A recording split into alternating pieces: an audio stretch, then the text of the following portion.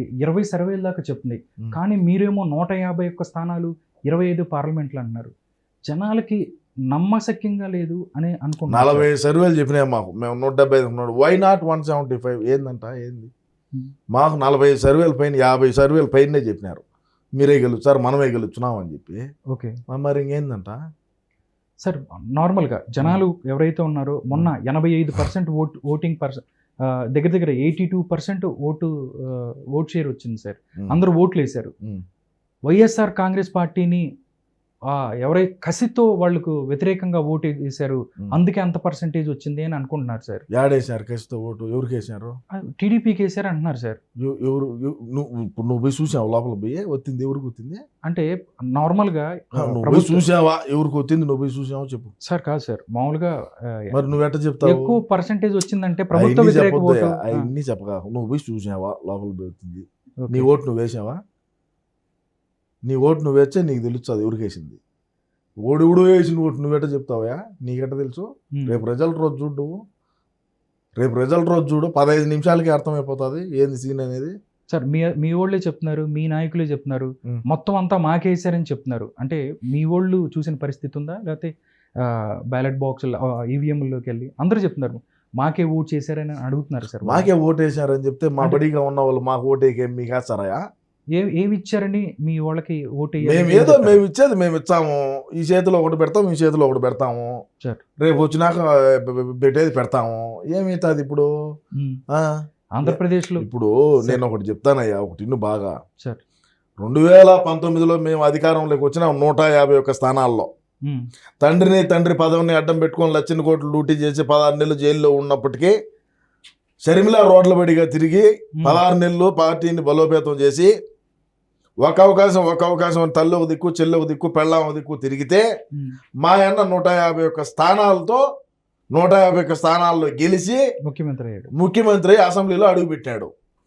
అటువంటిది ఈరోజు మా అన్న ముఖ్యమంత్రిగా ఉన్నప్పుడు 175కు 175 ఎందుకు గెలవకూడదు? దీనికి చెప్పు నాకు. మేమేమి అభివృద్ధి చేయనప్పటికీ, మేము ఏ పరిశ్రమలు తేనప్పటికీ, ఉన్న పరిశ్రమలు తరిగినప్పటికీ, పోలవరం కట్టినప్పటికీ, జాబ్ క్యాలెండర్ అయినప్పటికీ, ఏమి చేయనప్పటికీ కూడా ప్రజలు మాకే ఓట్లేస్తారు, మమ్మల్ని మళ్ళా గెలిపించారు. 30 సంవత్సరాల పాటు మా అన్న అధికారంలో ఉంటాడు. రాష్ట్రాన్ని పక్క రాష్ట్రానికి అమ్మైనా సరే రాజధాని కడతాడు. ఇది రాసి పెట్టుకో. 2024లో గెలిచిన తర్వాత మన రాష్ట్రం ఇప్పుడు ఆల్రెడీ సచివాలయం తాకడ పెట్టినాడు. ప్రభుత్వ భూములు ఉన్నాయి. ఓకే, రాష్ట్రంలో ఉండేటువంటి ప్రజల ఆస్తుల మీద కూడా మా ఆయన బొమ్మ వేసుకున్నాడు. సర్వ హక్కులు మాకే ఉండేట్టుగా చేసుకున్నాడు. వీటిని నమ్ముతాం, వీటిని నమ్మి రాజధాని కడతాము, వీటిని నమ్మి రాష్ట్రాన్ని అభివృద్ధి చేస్తాము, వీటిని నమ్మి పోలవరం కడతాము. ఏంటంటే ఏమవుతుంది? ప్రజల కోసమే కదా మా అన్న అహర్నెస్ లో కష్టపడుతుంది. తాడేపల్లి ప్యాలెస్ లోంచి బయటికి రానప్పటికీ, కొంపలోంచి బయటికి రానప్పటికీ కూడా ప్రజల కోసమే కష్టపడుతున్నాడు కదా సార్. 2019లో కూడా మీరు చాలా హామీలు ఇచ్చారు. మీ అధినాయకుడు 730 ఇచ్చినా, 1-2 కాదు, ఒకటి కూడా చేయలేదని ప్రజలు అనుకుంటున్నారు. 3 చేసాం సాల్దా? ఏం చేశారు సార్? 3 చేసాం సాల్దా అంట. 3 రాజధానులు చేశారు. మరి ఇంకేం కావాలా? ఓకే, రాష్ట్రం అభివృద్ధి కాలేదంటే ఇంకెంతకన్నా ఇంకేం అభివృద్ధి కావాలయ్యా? సార్, పిల్లలకి ఉద్యోగాలు లేక రోడ్డు మీద పడుతున్న పరిస్థితి అడక్కతేను మనం సార్. మీరే ఉద్యోగాలు ఇస్తాము, జాబ్ క్యాలెండర్ విడుదల చేస్తాం ఇచ్చినాం. 2,500 ఉద్యోగాలు, 2,50,000 ఉద్యోగాలు ఇచ్చినాం. వాలంటీర్లు సరిపోవా? ఇంకేం కావాలా? 5,000 జీతమా? ఊర్లో ఉండేవాడికి 5,000 సరిపోదా? పల్లెల్లో ఉండేవాడికి 5,000 సరిపోదేమయ్యా? సార్, 2019లో చాలా చేశారు. 2024లో కూడా ప్రజలు ఎవరైతే ఉన్నారో వాళ్ళని కనీసం ఓటేసుకునే పరిస్థితి కూడా లేకుండా చేసి, దౌర్జన్యం చేసి ఈవీఎంలు పగలగొట్టిన పరిస్థితి మీ పార్టీ వాళ్ళు. ప్రజలు ఇవన్నీ చూస్తున్నారు. ఏదైనా ఓటు మీకు వేయాలంటే ఎందుకు చెప్తారు సార్? ఇవన్నీ దౌర్జన్యాలు చేస్తే ఎలా ఓటేస్తారని మీరు అనుకుంటున్నారు? ఖచ్చితంగా వేస్తారు. 1-2 వార్డుల్లో వేయకుండా ఉంటే మిగతా వార్డులు ఇరా.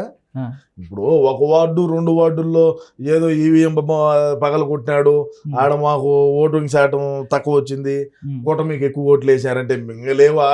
నియోజకవర్గంలో ఆ 2 బూతులేనా ఉండేది? పంచాయతీలో ఆ 2 బూతులేనా ఉండేది? ఎన్ని పంచాయతీలో ఎన్ని బూతులు ఉంటాయి? ఎన్ని ఈవీఎంలు ఉంటాయి? ఒకటి పగల కొట్టిన పాట ఏమవుతుంది? దాంట్లో ఏం ఉడేది తెగేది ఏం ఉండదు. ఓకే. ఏమి కాదు. మీరేదో ఆలోచన చేస్తున్నారు, మీరేదో భ్రమలో ఉన్నారు. కూటమి వచ్చాది, మేము అదిగిని ఇదిగిని అని. ఖచ్చితంగా మా ఓడే గెలుస్తాడు, పులివెందల రాజధాని చేస్తాడు. ఓకే. అది సార్ పేర్ని నాని గారు కానీ అంబటి రాంబాబు వీళ్ళందరూ ఎలక్షన్ తర్వాత వాళ్ళ ఆహాకారాలు చూస్తే ఓడిపోతున్నామని జనాలకు క్లియర్గా అర్థమైన పరిస్థితి. మంత్రులు లాంటి వాళ్ళే పోలీసులు మాకు సహకరించలేదు, టీడీపీ దౌర్జన్యం చేసింది, ఇవన్నీ చెప్తున్నారు మీ వాళ్ళు. అంటే ముందే ఓటమి టీడీపీ ఎప్పుడు కూడా అండి, ఒకసారి మీరు ఆలోచన చేసుకోండి. చంద్రబాబు నాయుడు గారు పెద్ద ఆయన పాపము. చంద్రబాబు నాయుడు గారు కానీ తెలుగుదేశం పార్టీ వాళ్ళు కానీ ఎక్కడా కూడా వాళ్ళు అధికారంలో ఉన్నా లేకున్నా చట్టం తన పని తాను చేసుకొని పోతుందని ఆయన పెద్ద ఆయన అంటాడు. వీళ్ళు కూడా వీళ్ళు ఏదన్నా తోకలు అంటే మా అన్న ఏమంటాడు, ఏంట్రా అంటాడు. అదే చంద్రబాబు నాయుడు గారికి వచ్చేదానికి ఉండండమ్మా తమ్ముళ్ళు ఆగండి అంటాడు. మా వాడు అట్ట కాదు, ఏంట్రా మాకు చూద్దాం అంటాడు. అర్థం కాలా? అది మేము ఎంతమందిని కొట్టినాం మాకు తెలీదా?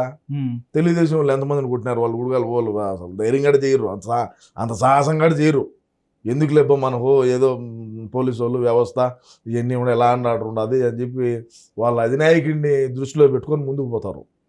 మా అధినాయకుడు ఎటాటోడు, మా అధినాయకుడు ఆయుధాలు నూరుతాడు, ఐఏఎస్ఎల్ ఐపీఎస్ఎల్లో లోపలికి పంపించాడు, చిన్నాయన్ను బాత్రూంలోకి పంపించాడు. మా పార్టీ పుట్టిందే ఆడించే కదా. అవును సార్. అటప్పుడు మేము ఇంక ఎట్టుంటాము కార్యకర్తలంగా ఉండేటప్పుడు. ఆయన ఒక విజనరీ, ఈయన ఒక డెకాయిట్, మాకు ఇంకేం చెప్తాము మరి. ఓకే సార్, 2024లో అంటే మీరు హ్యూజ్ గా గెలుస్తారని చెప్తున్నారు. ఏం చేస్తారు రాష్ట్రానికి మీరు వస్తే? ఇంకేమన్నా కొత్తగా చేయాల్సిన ఏం చేయాలి? మా అన్న గతంలో ఒకసారి అన్నాడు, కరోనా ముందు అనుకుంటా, ఇంకేం చేద్దాం ప్రజలకి అన్నాడు. ఆల్రెడీ అన్ని చేశారు, ఇంకేం కూడా చేసేదానికి. ఆల్రెడీ రోడ్లు కూడా మొత్తం పోయినాయి. రోడ్లు సార్, ఆంధ్రప్రదేశ్లో రోడ్లు కూడా లేవు. చేస్తాం ఇప్పుడు. అదే ఇప్పుడు అందుకే కదా ప్రభుత్వం ఈ భూములన్నీ మా శోధనం చేసుకునేది. ఓకే. ఇప్పుడు ఇంక తాకట్టు పెట్టి డబ్బు తెచ్చి రోడ్లు వేసి భవనాలు కట్టి అన్ని చేస్తాం. ఓకే సార్, మీ ఎవరైతే అధినాయకుడు నేను చాలా నిరుపేద సీఎం అని చెప్తారు, రూపాయి సీఎం అని చెప్తారు, పెద్ద పెద్ద ఫ్లైట్లు వేసుకొని లండన్లో వెళ్ళిన పరిస్థితి, ప్రజాధనాన్ని వృధా చేయటం ఎందుకు సార్ మీరు అలా? ఆయన కొద్దిగా మతి స్థిమితం బాగలేదు. గంటకు 11 లక్షల రూపాయలు కేవలం. ఎంత? గంటకు 11 లక్షల రూపాయలు కేవలం ఫ్లైట్ అది. ఓకే. విలాసవంతంగా నిద్రపోతాడు, స్నానం చేస్తాడు, అన్ని రకరకాలుగా దాంట్లో ఫెసిలిటీలు ఉంటాయి. పోయినాడు ఏమవుతుంది? ప్రజాధనమే కదా. మా ఇంట్లోంచి మా రాజారెడ్డిది ఏం తెచ్చి పెట్టలేదు కదా. ఓకే, ప్రజాధనమే కదా. సార్ మీ అధినాయకుడు ఎవరైతే ఉన్నాడో కడపలో మీకు బాగా దెబ్బడబోతుంది. అక్కడ ఏదైతే ఉందో పార్లమెంట్ ఓడిపోబోతుంది. దాంతోపాటు పులివెందుల్లో కూడా మీ అన్నకి ఎదురుగాలి తగిలితే అవకాశం ఉందని అనుకుంటున్నారు సార్ జనాలు. పులివెందుల్లో ఎదురుగాలంటే గతంలో ఏంటంటే ఎవడు కూడా బూతుల్లో మెంబర్గా కూర్చునేదానికి కూడా భయపడేవాడు. ఓకే. టీడీపీ తరఫున వార్డు మెంబర్గా కూర్చోవాలన్నా కూడా భయపడేవాడు. ఒకవేళ ఎవడన్నా ఒక బూతు 2 బూతుల్లో కూర్చుండేట్టుగా ఉన్నా కూడా వాడిని సొక్కాయి పట్టుకొని బయటికి లాగి రిగ్ చేసుకుంటా ఉన్నటువంటి పరిస్థితులు. ఓకే. ఇప్పుడు ఆ బీటెక్ రవి అనే తెలుగుదేశం ఆయన వచ్చినాడు. ఆయన ఆ పరిస్థితి మమ్మల్ని తానిలా, కానీ అంత మెజారిటీ రాకపోవచ్చు, కానీ అన్నయ్య గెలుచాడు. ఓకే. ఎందుకంటే ఎక్కడా కూడా రిగ్ చేసిన పరిస్థితులు లేవు. ప్రతి బూత్లోనూ తెలుగుదేశం పార్టీ ఏజెంట్ అనేవాడు కూర్చున్నాడు. ఓకే. కూర్చున్నారు, ధైర్యంగా ఉన్నారు. వాళ్ళు కూడా ఇంతకు ముందు భయపడేవాళ్ళు. ఓకే. ఇప్పుడు కుక్క కూడా కాళ్ళు ఎత్తి వచ్చబోసిపోతాను. అటువంటి పరిస్థితి.